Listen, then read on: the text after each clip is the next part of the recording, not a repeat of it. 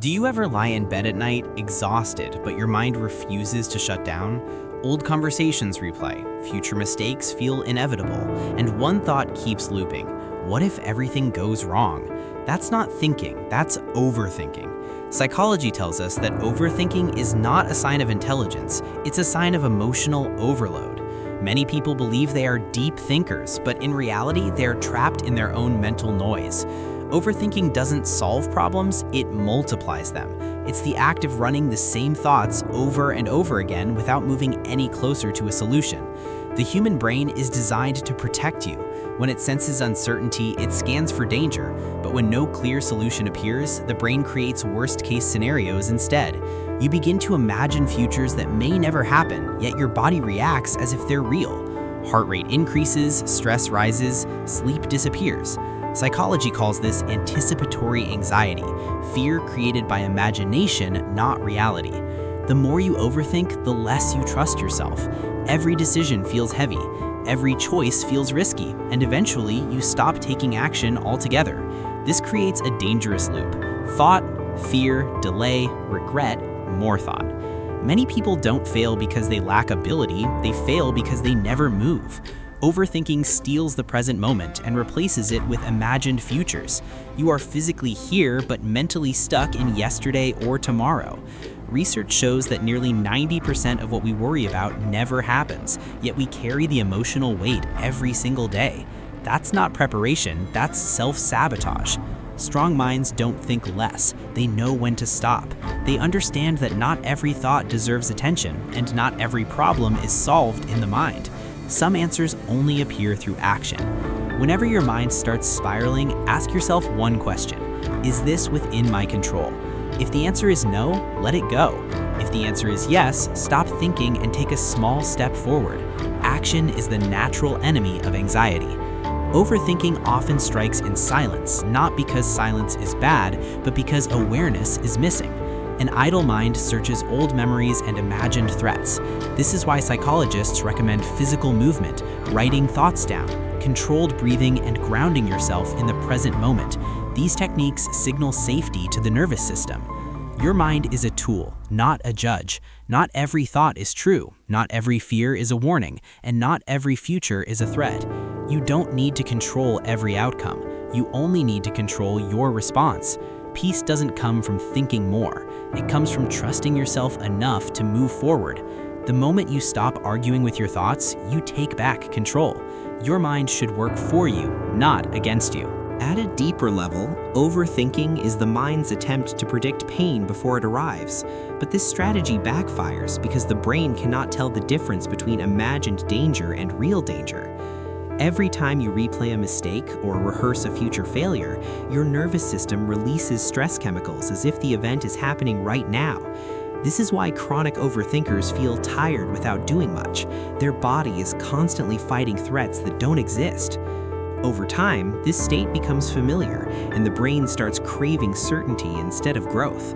You begin to avoid situations that could expose you to discomfort, even if those situations could improve your life. Opportunities are delayed, conversations are avoided, and goals are postponed, all in the name of thinking it through. But psychology shows that excessive thinking is often a form of emotional avoidance. Instead of feeling fear, embarrassment, or uncertainty, the mind hides behind analysis. This is why overthinking feels productive even when it's destructive. It gives the illusion of control while quietly stealing momentum. Another hidden effect is how overthinking fragments attention. When your mind is always somewhere else, you struggle to fully engage with the present. Listening becomes harder, creativity drops, and even enjoyable moments feel incomplete. The brain cannot rest when it is constantly scanning for what might go wrong next. This is also why overthinking often intensifies at night. When distractions fade, unresolved thoughts demand attention. But rest doesn't come from solving every thought. It comes from teaching the brain that it doesn't need to stay alert. This is where acceptance plays a crucial role. Acceptance doesn't mean giving up. It means recognizing that uncertainty is not a threat. When you stop resisting uncertainty, the mind slowly relaxes. You start responding instead of reacting. Decisions become grounded in values rather than fear. You begin to notice that most thoughts are temporary, passing through the mind like weather, not commands that must be followed. With practice, you learn to pause between a thought and a reaction, and in that pause, freedom appears. Overthinking survives on urgency, on the belief that everything must be figured out immediately, but life rarely works that way. Progress is built through small, imperfect steps taken consistently, not flawless plans imagined endlessly. The brain learns confidence from experience, not speculation. Each time you act despite doubt, you send a powerful signal to yourself. I can handle whatever comes next. That signal slowly rewires the mind from fear-based thinking to trust-based thinking. This is why people who move forward imperfectly often feel calmer than those who wait for certainty. Calm is not the absence of problems, it's the absence of internal resistance. As overthinking fades, you start to feel lighter, more present, and more aligned with reality. You stop fighting your mind and start guiding it. And eventually, the noise that once felt overwhelming becomes quiet enough for clarity to emerge. Not because life became predictable, but because you became resilient enough to face it. As this pattern continues, the mind begins to confuse familiarity with safety, which is why overthinking can feel strangely comfortable even when it is painful. The brain prefers known anxiety over unknown outcomes, so it keeps pulling you back into the same thought loops because they feel predictable. This is also why people revisit the same memories, the same regrets, and the same fears, not because they want to suffer, but because the mind believes repetition equals control. Over time, this creates a false identity where you start seeing yourself as someone who worries a lot, or someone who thinks too much, and once a behavior becomes part of identity, it becomes harder to challenge. Psychology shows that the brain protects identity more fiercely than happiness. This is why change feels threatening, even when it's positive. Overthinking also weakens intuition. When you analyze every option endlessly, you drown out the quieter internal signals that guide clear decisions. Intuition isn't loud or dramatic, it's calm and subtle, and it only appears when the mind is not crowded. Constant thinking leaves no space for insight.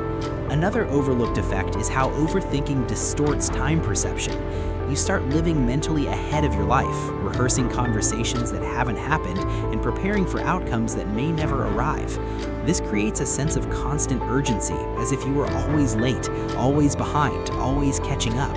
Living in this state makes rest feel undeserved and stillness feel unsafe. The nervous system never fully powers down, which is why overthinkers often feel guilty when doing nothing. Their body has learned that relaxation equals vulnerability. But healing begins when you challenge this belief and allow yourself to pause without justification. The mind slowly relearns that nothing bad happens when you stop monitoring everything. Another key shift happens when you realize that thoughts are reactions, not instructions. Most thoughts are automatic responses shaped by past experiences, not accurate predictions of the future. Treating them as commands gives them power they don't deserve. Mental freedom comes from observing thoughts instead of obeying them. This doesn't require force or suppression, it requires distance. When you create distance, you begin to see patterns rather than getting lost in the content. You notice how the same fears show up in different forms, how the same doubts repeat with different faces. This awareness weakens their grip. Overthinking also thrives on the belief that mistakes are permanent, but reality proves the opposite. Humans are remarkably adaptable, yet the anxious mind forgets this. It imagines one wrong move will ruin everything, ignoring the countless times you recovered before. Growth doesn't come from avoiding mistakes, it comes from surviving them. The more you accept that missteps are part of progress, the less power overthinking holds. You stop asking, "What if I fail?" and start asking, "What will I learn?" This shift alone reduces mental pressure dramatically. Over time, as you act more and analyze less, your confidence becomes grounded instead of fragile. It no longer depends on perfect conditions or guaranteed outcomes. It comes from self-trust, the belief that you can handle discomfort, uncertainty, and change. This is the opposite of overthinking, which is rooted in the belief that you cannot cope unless everything is predicted in advance. When self-trust grows, the mind relaxes naturally. Thoughts slow down, decisions feel lighter, and life feels less like a threat and more like an experience. You stop living inside hypothetical futures and return to the present where real power exists. Overthinking fades not because you defeated it, but because you outgrew the fear that fed it. And when that happens, the same mind that once trapped you becomes the tool that helps you move forward with clarity, resilience, and quiet confidence.